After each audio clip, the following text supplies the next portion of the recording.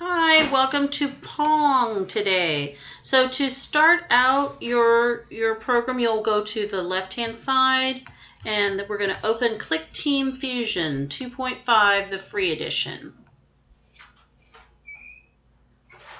All right, and I'm just going to minimize this. All right, to start a new game, right now it looks like lots of ads. That's okay. To start a new game, we're going to go to File, New. And on the left-hand side, you'll see the word Application 1. We should see Workspace Toolbar and Properties Toolbar.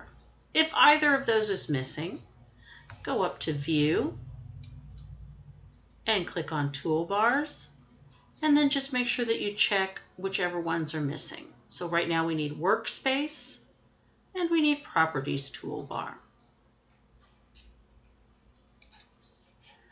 All right, we are going to rename our Application 1. You right-click the word Application 1, top left-hand corner, and it gives you the option to rename. We're going to rename this with your name. Actually, I'm going to put my name. And the name of our game is Pong. So that'll make it easier to find later on. Over here, we're going to click in frame 1 in this rectangle right here. Actually, click the number 1. And when you click that number 1, it should take you to the frame editor. We can get to the same place by clicking at the top of the screen right here. Our frame editor is where we control what our game looks like. Right now we haven't added anything, so it's just a blank rectangle. We're going to add a ball for our Pong game. So you could go up to the top here where it says Insert and New Object. Or you can use a keyboard shortcut, Control-J. And now we're going to choose the word Active. So a screen should pop up where it says Create New Object, choose Active, and then click OK. Now you have a plus sign. Click, and you'll get a green diamond.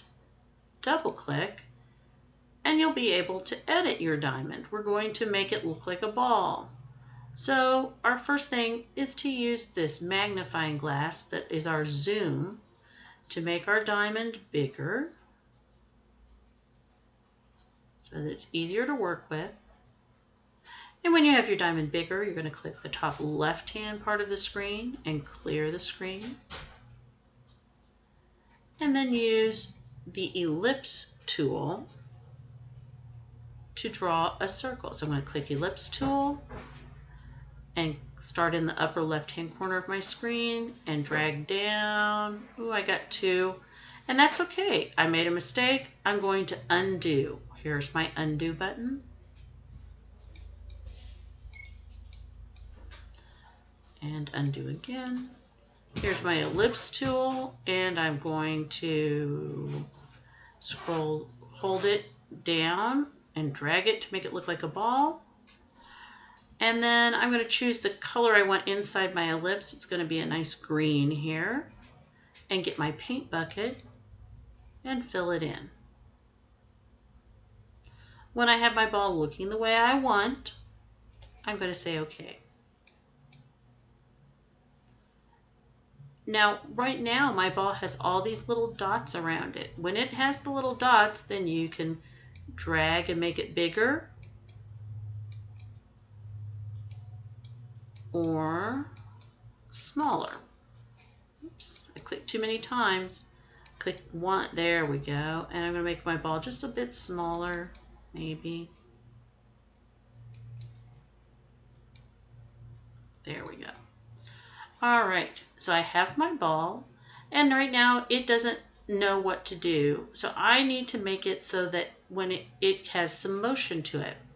So I've clicked my ball, and when I did that, notice that the properties active got a lot of information in it. I'm going to unclick so you can see what happens. So I'm going to click over here, And all of a sudden, my properties window is blank. This window is going to change depending on what is selected. So I'm going to select my ball. And now I'm going to go back to my properties window, the third icon from the left. So not display options or size, but my blue running guy that is doing movement. And right now my ball is static. It is unmoving. I'm going to click on the word static and change it to bouncing ball.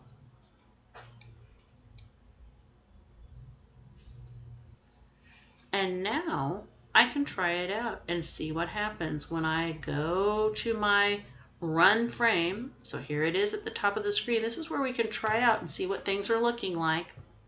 So we're going to try our game, and my ball just runs off the screen. So at least he's moving now. Before he would have just stayed there because he was static. To get out of this place where I can try things out, this run frame, I just click on the X, the top right-hand corner. All right, so I have my ball, and now I need a floor and a ceiling. So again, I'm going to insert another active object. You can go to Insert, or I'm just going to right-click, and it asks me what I want to do. I want to insert object. Let me try that again. Right-click, Insert object. Active. OK. I have my cursor turned into a plus sign. I click once, and now I have my diamond. I'm going to double click my diamond, and I will get to my editing place. If you click your diamond and it doesn't go to the edit, click it a couple times really fast. You'll get to your edit, and you'll say, I want a new page of paper. And this time I'm just going to choose my paint bucket, and the color that I want, I think I'll choose orange. And I'm going to fill in my whole square with orange and say, OK. And now it's just a little square, but just like with the ball, we can click on it once, twice, and we'll get the dots around the edge, and we can make it bigger. And remember, these are going to be the floor and the ceiling. We want to try to get them. There we go. And I'm going to drag it up to the top. So my floor and ceiling are always going to have the same programming. If the ball hits either the ceiling or the floor, I just want my ball to bounce. So if you have need for something that has exactly the same programming, you're going to right-click your object that you created. So I'm right-clicking my, well, first I have to unselect it. Right-click and say Duplicate Object. Duplicate. I only need one more of them, so that's all. This is all good. I can just say OK. And now it looks like I just got a really fat rectangle at the top, but it's two rectangles. So I'm going to take the one from the bottom and drag it down to make my floor. Okay. And now we're going to do some programming. So we're going to go to the event editor. And if you, right here, I'm hovering over event editor. It looks like a calendar. And you'll click on your event editor. And there you will see new condition. Click new condition. On the ball, right-click the ball, collisions, another object.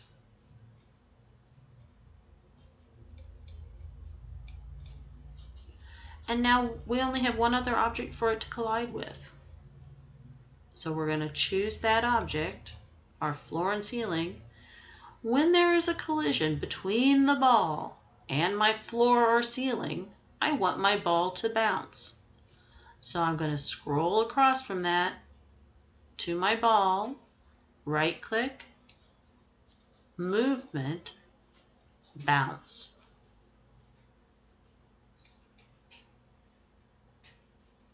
And then you can try it out by using the run frame. And my ball bounced, but then it escaped through one of the sides. So now I'm going to exit that. So the top right hand corner here. And I think I should go create some sides. So I'm going to go back to my frame editor, which is where we control what things look like, right here. And I'm going to insert a new active object. So right click in my frame, insert object, active, OK. And now I'm back here where I can change what my object looks like. New piece of paper. Again, I'm just going to fill in the paint bucket. I'm going to keep my orange. But you could change colors if you want. And OK. Now, before I go any further, look to the left over here and you see that my ball is called active. My floor and ceiling are called active 2 because they're going to have the same programming. And this new piece that I created that's going to be a wall is called active 3. It's going to get very confusing when we program later on if we leave these like this. So we're going to right click on the ball or underneath it where it says active, and it gives us the option to rename. Just to make troubleshooting easier, we're going to call that ball. And if everybody would keep the same names, that would be useful. Active 2 should be our floor and ceiling. So I'm going to click floor, ceiling.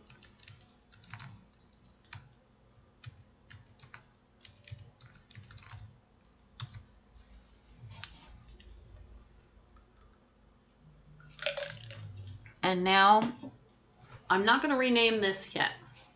I'm going to go over to this and I'm going to edit it. So I'm going to click once, click twice, and get my dots. And I'm going to get it the right size for a wall.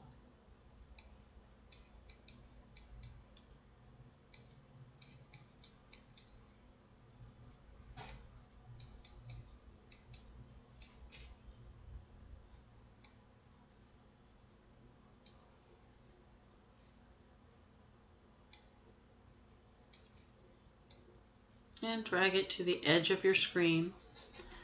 Now, my walls will have different programming because if the ball goes out on the left-hand side of the screen, this player gets a point. If my ball goes out on the right-hand part of the screen, then this player gets a point. So when we duplicate objects, we wouldn't be able to program that like that. It would not know whether it was going out on the left or the right.